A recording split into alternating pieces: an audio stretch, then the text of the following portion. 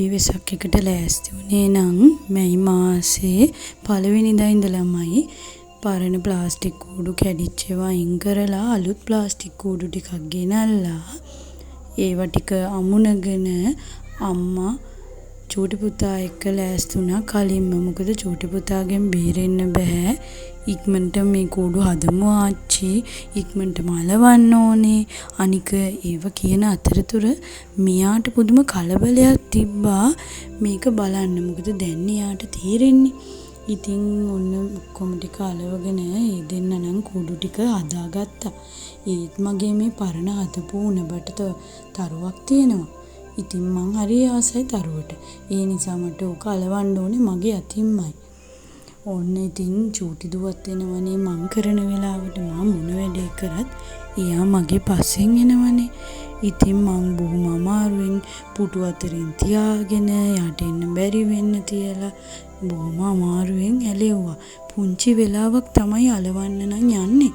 නමුත් ඉතින් මේ ජෝඩුවත් එක්ක ටිකක් අමාරුයි. මොකද චූටි මැණික සවුකොළ පවා කටේ දාගෙන කන්න පටන් ගත්තා. බොහොම අමාරුවෙන් තමයි සවුකොළ එළියට ගත්තෙත් කටේ. ඉතින් මම නම් කුඩු වැලෙව්වේ වෙසක් දවසට කලින්. මම මේ වෙසක් වීඩියෝ එක ගේන්න හදලා ඔඩියෝත් කරලා තිබ්බ වීඩියෝ එක මගේ අතින් කොහොම හරි ඒක නැති වුණා. ඉතින් ඒ හින්දා දැන් අලුත් වීඩියෝ එකක් කරන්න ඕනේ හින්දා වෙසක් මාසෙත් පහුවෙන්න යනවා දැන් ඔන්න. ඉතින් කොහොම හරි ඉක්මනටම වීඩියෝ එක ගෙනාවා මං. ඔය ඉතින් ඔය චූටි දුවගේ කටේ තියෙන සවුකුල ගන්න තමයි මං ඔය වෙලාවෙත් දඟලන්නේ. හරිම අමාරුයි. හරිම දඟ නෝනා කෙනෙක්. අයියා වගේ නන් නෙවෙයි. අයියටත් හරි ෂෝක් නංගිගේ දඟ වැඩ ඇස්සේ. ඉතින් වෙසක් එක පවුලේ හැමෝම එකතු වෙලා සමරන්න ඕන ලංකාවේ තියෙන හොඳම උත්සවයන් ඔය තියෙන තාච්චි පුතා එකතු වෙලා ආලෝප කූඩු ටික. ඉතින් වෙසක් දවසට කලින් දවසේ චූටි පුතාගේ උදව්වත් අරගෙන හස්බන්ඩ් බොහොම මහන්සි වෙලා බල්බ් ටික එල්ලුවා. මේ සැරේ නම් මගෙන් කිසිම උදව්වක් එයාට හම්බුනේත් නෑ. මං චූටි දුවත් එක්ක පල්ලෙහා තට්ටුවේ තමයි ගොඩක් වෙලාවට හිටියේ. මොකද උඩ තට්ටුවට ගියෙන්න බෑ. එයා අරෙමේ දුවනවා. ටක් ගාලා දුවගෙන ගිහින් පඩිපෙළ ළඟට යයි කියලා හරිම බයෙන් තමයි අපි දැන් ඉන්නේ. මං ඉතින් ওই වගේ බීම එකක් හදලා ගෙනත් දෙනවා, කෑමක් හදලා දෙනවා ඇරෙන්න වෙනනම් උදව්වක් මේ සැරේ කරේ නැහැ.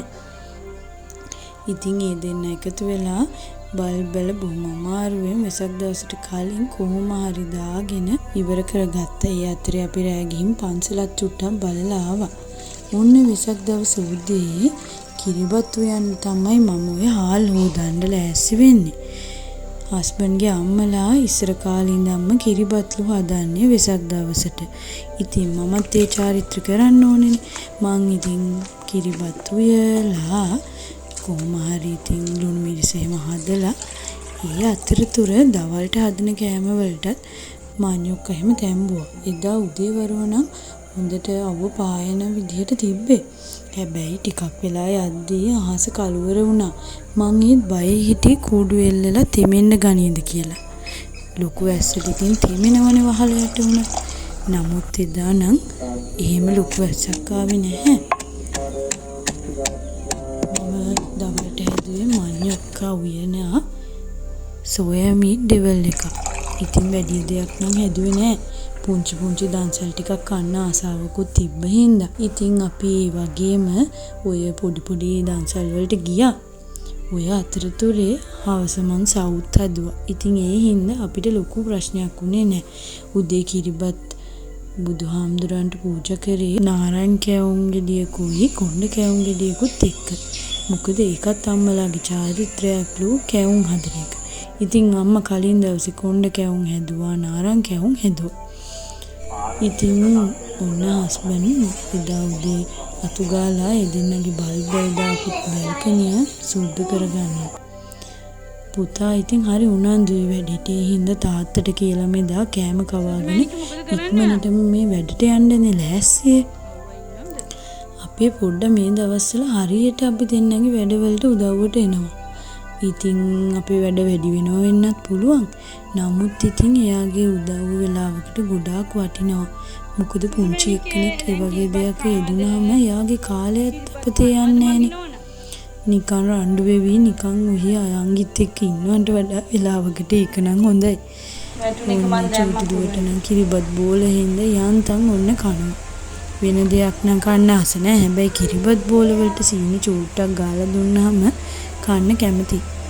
සීනි දුන්නා කියලා දැම්මට බනින්න නම් එපා වුණ. කන්නෙම නැති හින්දා කරන්නේ නැත්තම් කිසිම දෙයක් කන්නේ නැහැ. කිරිබත් දෙන්නේ නැහැ හැමදාමත්. ওই මගේ මූණේ පොඩි ගෙඩි జాතියක් ඒකට මම ඔය ක්‍රීම් එකක් ගාගෙන ඉන්නේ. ඔන්න ඔය විදිහට උදේට අපි අවුරුදු දවසේ වගේ කෑමක් තමයි කාලා තියෙන්නේ. දැක්ක නේද මගේ කෑම පිඟාන. ඊට පස්සේ දවල් ගෙනත් තිබ්බ බකට් වලට කම්බි දාගන්න මේ දෙන්නත් එක්ක නම් හරිම අමාරුයි. මං ඉතින් බකට් දෙකක් දුන්න දෙන්නගේ අතට. ඔය අතරතුර හස්බන්ඩ් ඉතුරු බල්බ් ටික දාලා කූඩු වෙල්ලන්න තමයි ඔය ලෑස්ති වෙන්නේ දවල් ඉඳන්ම. ඒකත් ලොකු ප්‍රොජෙක්ට් එකක්. ඊට පස්සේ දවල්ට මඤ්ඤොක්ක උයපුවයි සෝයයි කෑවා. ඒ අතරතුර පොඩි එක්කනා නම් මඤ්ඤොක්ක විතරයි කෑවේ. උදේ බත් කාපු හින්දා මට ඉතින් එච්චර කරදර කරෙත් නෑ. අපි ඊට පස්සේ නිකන් ගේ පැත්තේ පාරේ යනකොට ඔන්න අයිස්ක්‍රීම් දන්සලක් හම්බෙලා ඒකෙන් කෑවා. අපි ඉතින් පෝලින් නැති දන්සල් වලට විතරයි ඇත්තටම ගියේ. නැත්තම් ඉතින් ওই පෝලින් වල ඉන්න වැඩේ මට නම් හරියන්නේ නැහැ. දන්සල් ගුඩ හම්බුණා ගොඩක් ඒ වගේ පෝලින්. ඊට පස්සේ අපි ගිය අවුරුද්දෙත් ගියපු සුප් දන්සලක් තිබ්බා. අපි ඒකටත් ගියා. හස්බන්ඩ් බබා වඩාගෙන හිටිය හින්දා අයිස්ක්‍රීම් දන්සලින් ඉස්සරහට කතා කරලා ඉක්මනටම අයිස්ක්‍රීම් එකක් දුන්නා. මේ තියෙන්නේ අපේ සුප් දන්සල. ඒකට නම් අම්මයි තාත්තයි ගියා. ඉතින් ඔන්න ඔහම අපි දන්සල් වැඳලා වෙසක් දවසේ රෑ අපි ආසම දෙයක් කරා. අපි දෙන්නම ආස දෙයක් තමයි බකට් පත්තු කරන එක. පුංචි කාලේ ඉඳලම අපේ ගෙවල් වල අම්මලා තාත්තලා අපිට පුරුදු කරලා තියෙන දෙයන්නේ බකට් පත්තු කරන එක. ඒක හරි ආසාවෙන් තමයි අපි කරන්නේ. ඉතින් බකට් එකක් පිච්චුනාම කොච්චර දුකයිද කියලා ඔයාලත් දන්නව ඇතිනේ. දැන් ඉන්න පරම්පරාවේ අයට නම් ඒ වගේ ඒවා නැතුව ඇති. නමුත් ඒ හැඟීම මට නම් තාමත් තියෙනවා. අපි බකට් 12ක් නෙමෙයි මං හිතන්නේ 18ක් පත්තු කරා. අර වර්ග දෙකෙන් පත්තු කරේ. සවුකොළ තියෙන එකට තමයි මං හුඟක් මාස. ඒක හරිම ලස්සනයි ඊටිපන්දම් ගහලා තියෙනකොට. අන්තිමේට බලනකොට බකට් තියෙන වීඩියෝ මගේ ෆෝන් එකේ පිරීලා. ඊතරම් මං ආසයි බකට් වලට. අපි ගස්වල එල්ලුවා. ගස්වල එල්ලන්න බැරි වෙනකොට ඊ තැන්වලදී වැලක එල්ලුවා. හරිම ලස්සනයි නේද? ඉතින් ඔන්න අපි බකට් ටික බලන්නකෝ. අපි එදා රෑ බකට් පත්තු කරලා බකට් නිවෙනකන් ඉඳලා බකට් ටික ගලවලා ගේ ඇතුළට තියලා තමයි ගියේ තොරන් බලන්න. රෑටත් කාලා තමයි ගියේ. දවල් ඉුවේ රෑටත් එක්ක. ඉතින් අපි එහෙම දන්සලක් කන්න කියලාම ගියා නෙවෙයිනේ.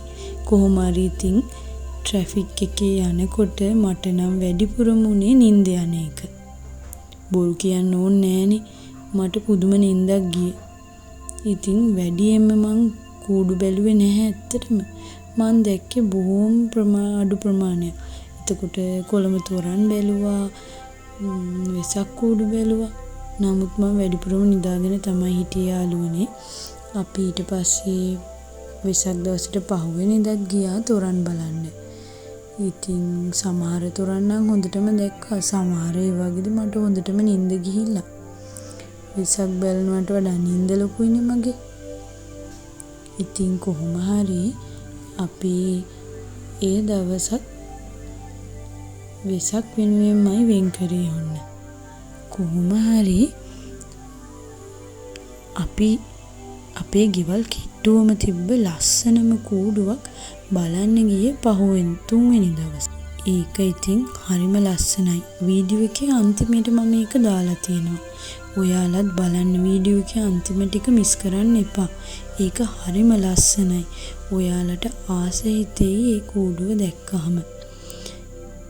මේ තියෙන ලස්සනට බල්බල් මැදින් යනවා අපි වාහනේ. මං හරි ආසයි ඒ ටිකට. ඉතින් අපි දෙවනි දවසේ වැන්ද තොරන් තමයි ඔය පේන්නේ. තොරන් කීපයකට ගියා. කොහෙද ගියේ කියලාවත් මට මතක නැහැ. ඉතින් ඔයාලත් මේ තොරන් බලන්න ඇතිනේ. දැන් ඉතින් පොසොන් එකත් එනවනේ ඊළඟට.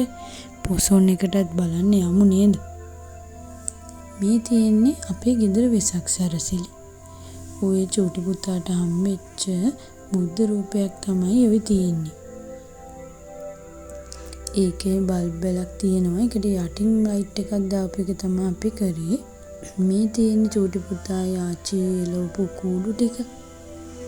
ඉතින් ඒ වගේ ලස්සනත් බලන්නකෝ. අපි ඉතින් මේ ප්ලාස්ටික් කටපට්ටම් කූඩු දැන්නේ අලවන්නේ. ඒ කාලේ නම් උණ පතුරු එකතු කරලා ගැට ගහපු කූඩුවනේ අපි හදන්නේ. මේ ඉන්නේ පුංචි කූඩු දෙකක්. ඔන්න ඔහොමයි අපේ ගෙදර වෙසක්. ඒවත් ඉතින් බලාගෙන ඉන්න ආස හිතෙනවා. මොකද අපි අලෝපුවනේ. මගේ තරුව තමයි ළමයි මේ තියෙන්නේ.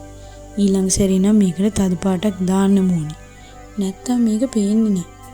පාරට පේන්න කියලා තමයි හස්බන්ඩ් ඔය විදිහට ජනෙල් ළඟින් ඉල්ලන්නේ.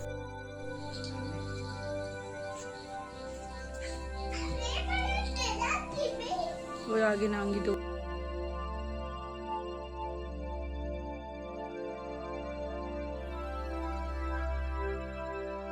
මාරි එල්ලලා දෙනවනේ.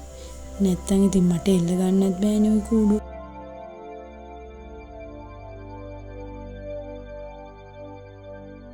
ඔය තියෙන වෙසක් කූඩු ටික හරිම ලස්සනයි නේද? මම ඉතින් කියනවා මට හරිම ලස්සනයි. වැඩි විචූරණ නැතුව චාම්බට තිබ්බත් ලයිට් පත් වෙනකොට නිවෙනකොට ඒ වෙසක් සැරසිලි වල පුදුම ලස්සනක් මට නම් පේන්නේ.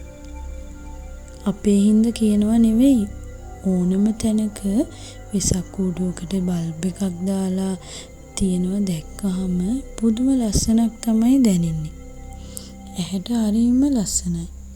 ඉතින් ඕගොල්ලෝගේ කූඩුත් මම බැලුවා. හරිම ලස්සන ඒවා තිබ්බ. ගොඩාක් නිර්මාණශීලීව කරපු ඒවා. අනේ මට නම් චූටි දෙන්නත් එක්ක ටිකක් අමාරුයි තාම ඔයවට ඕන් ගොඩ වෙලාවක් දාන්න. ඔන්න ඔක තමයි අපි දැක්ක ලස්සනම කූඩුව. මම දැක්ක ලස්සන කැරකෙන කූඩුව. මේ අවුරුද්ද වෙසක් එකට මේක හරිම ලස්සනයි. ගොඩාක් වෙලා බලාගෙන හිටියත් එපා වෙන්නේ නැහැ. මොකද පාට හුඟක් මාරු වෙනවා. එකින් එකට මාරු වෙවි පාට දෙකක් එකතු වෙච්ච අවස්ථාවක් තියෙනවා. ඉතින් මේ කූඩුවේ ඔක්කොම ටික මේ වීඩියෝ එක අන්තිම වෙනකම් ඔයාලා බලන්න. එතකොට ඔයාලට ගොඩාක් තේරෙයි ඒකේ මං කිව්ව ලස්සන කොච්චරක්ද කියලා. ඉතින් එහෙනම් ඒ කූඩුවත් බලලා කමෙන්ට් එකක් දාගෙන යන්න. ආයෙත් වීඩියෝ එකක් අරන් ඉක්මනට මෙනකන් අපිත් එක්ක ඉන්න. සතුටින් පරිස්සමින් ඔයාලා හැමදාමත් ඉන්න ඕනේ. තිරුවන් සරණයි.